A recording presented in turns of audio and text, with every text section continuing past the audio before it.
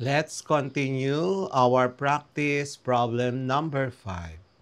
The diameter of a red blood cell is 0.000075 meter.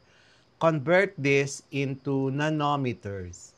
So we're given 0.000075 required value in nanometers. So 1 nanometer is equal to 10 raised to negative 9 meter. So divide the value by 10 raised to negative 9. The final answer is 7,500 nanometers. Number 6. The amount of gasoline a car consumes in a trip is 43,000 milliliters. Express this in liters. So given 43,000 milliliters, required the value in liters. Solution, 1 liter is equal to 1,000 milliliter. So divide the given 43,000 ml with 1,000 and the final answer is 43 liters. Number 7. The population of bacteria in a Petri dish grows to 7.2 times 10 to the 9 cells. Express these numbers in giga units. So we are given 7.2 times 10 to the 9 cells. Required the value in giga units. Solution, 1 giga is equals to 10 raised to 9. So the given value 7.2 times 10 to the 9 divided by 10 to the 9, the final answer is 7.2 gigacells. So number 8, a satellite orbits the Earth at an altitude of 550,000 meters. Express this altitude in kilometers. So we're given 550,000 meters.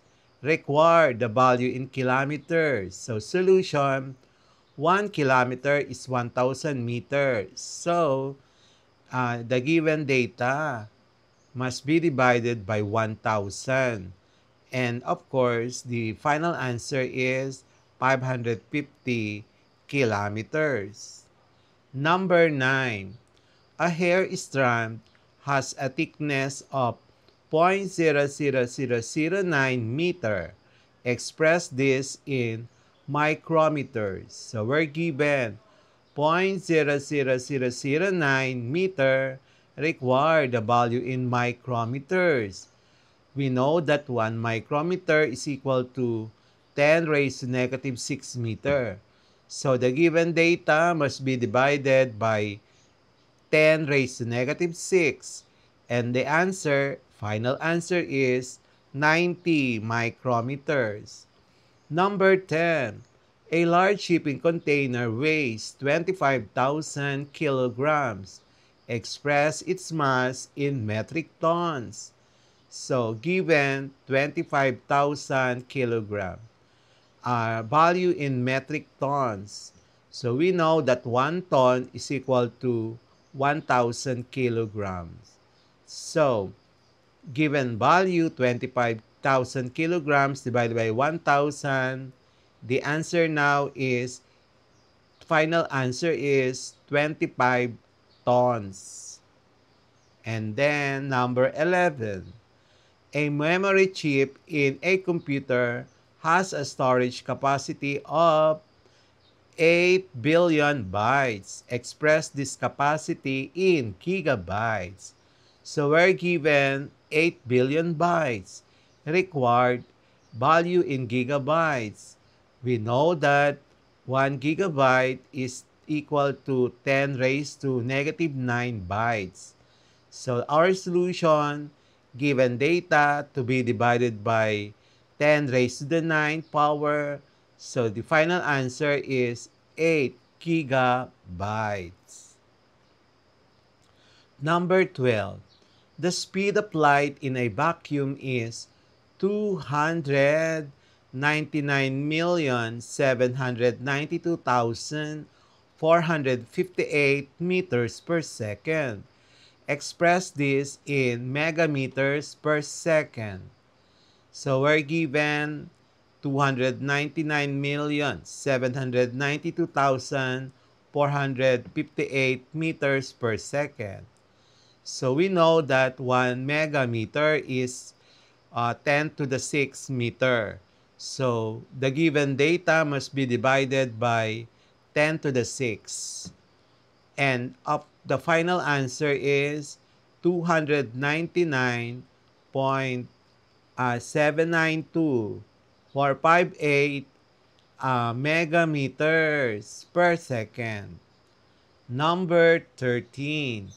A droplet of perfume released in the air has a volume of 0.00000095 liter. Express this in microliter. So we're given 0.00000095 liters. Require the value in microliter.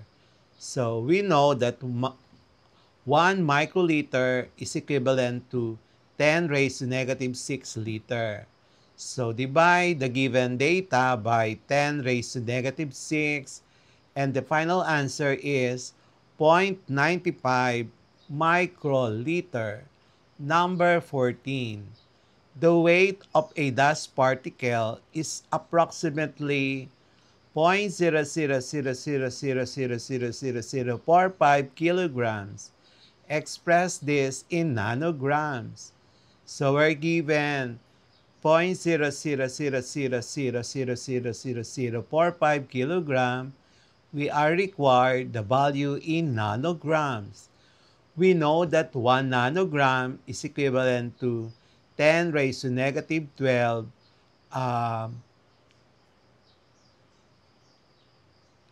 gram. And it's not kilogram, it's gram. I know it's in kilogram because 1 nanogram is 10 raised to negative 9 gram. But since we like kilograms, it's times 10 raised to negative 12. So we only need to multiply it by times 10 to the 12 power. We're given in kilogram. So it's times 10 raised to positive 12 now, no longer negative. Or if you want to, divide the given value by 10 raised to negative 12. And then if you can bring up that 10 raised to negative 12, it will become positive. Okay? So, our final answer is 450 nanogram.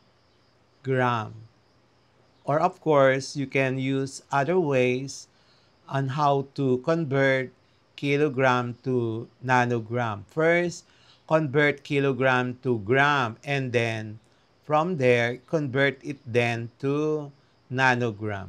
Using 1 nanogram is equal to 10 raised to negative 9 kilograms. So it's up to you what approach you want to use. Number 15. A new highway has a total length of 1,245,000 meters. Express this in megameters. So we're given 1,245 meters, the value in megameters. So 1 megameter is equals to 10 to the 6 meter. So we only divide the given data by 10 to the 6 power, and the final answer is 1.245 megameter. Let's go now to the multiple choice quiz about quarter 2 measurement and geometry lesson 1, understanding and applying metric units in science. Number 1, what is the SI unit used to measure the length of a classroom? A. Millimeters, B. Centimeters, C. Meters, D. Kilometers. Number 2. Which unit is most appropriate for measuring the thickness of a fingernail? We have A meter, B millimeter, C kilometer, D centimeter. Number 3. The distance between Manila and Baguio is best measured in A. Millimeters, B. Meters, C. Kilometers, D. Centimeters. Number 4. The unit of mass. What unit of mass would you use to measure a bag of rice? A. Gram, B. Kilogram, C. Milligram, D. Ton. Next, number 5. A pill weighs 0.05 gram. Which metric unit best describe this measurement?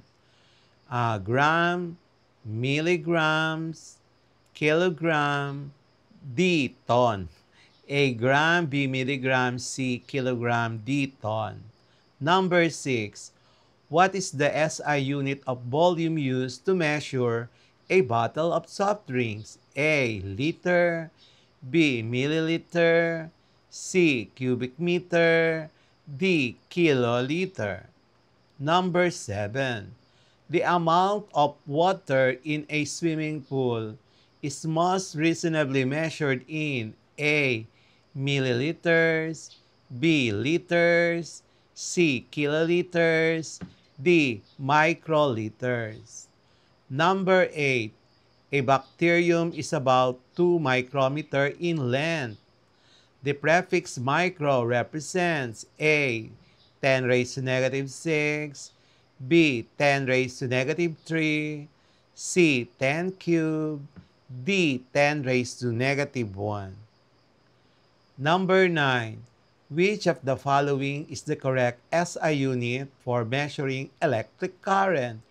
A. Volt, B. Ampere, C. Ohm, D. Watt. Next, number 10. What is the most suitable SI unit to measure energy consumed by a light bulb? A. Joule, B. Newton, C. Watt, D. Ampere. Number 11. A cell phone battery capacity is usually expressed in A. Milliamperes, B. Ampere hours, C. Kilograms, D. Volts. Number 12. The height of Mount Everest is approximately 8,849 meters. Which prefix is most appropriate to use? A. Centi, B. Milli, C. Kilo, D. Mega. Number 13. The diameter of a strand of human hair is approximately 100 micrometers. Which is the most suitable unit? A. Millimeter, B. Centimeter, C. Micrometer, D. Nanometer. Number 14. The power output of a nuclear plant is best measured in A. Joules, B. Megawatts, C. Kilograms, D. Liters. Number 15. Which of the following best represents the metrics unit used in expressing the speed of light? A. Meters per second, kilometers per hour, C. Centimeters per second, D. Micrometers per second. And this is the final answers for number 1 to 10. This is the answer key from 1 to 10. And the answer key for 11 to 15. And that's it for today's lesson here on Smile Road. If you learned something new today, don't forget to hit that like button and share this video with your classmates. And make sure to subscribe and tap the notification bell so you'll be the first to know when a new lesson drops. This is Sir M reminding you that learning doesn't stop after the bell rings. Keep asking, keep exploring, and always walk the road of knowledge with a smile. Smile Road, where curiosity meets discovery. Bye-bye!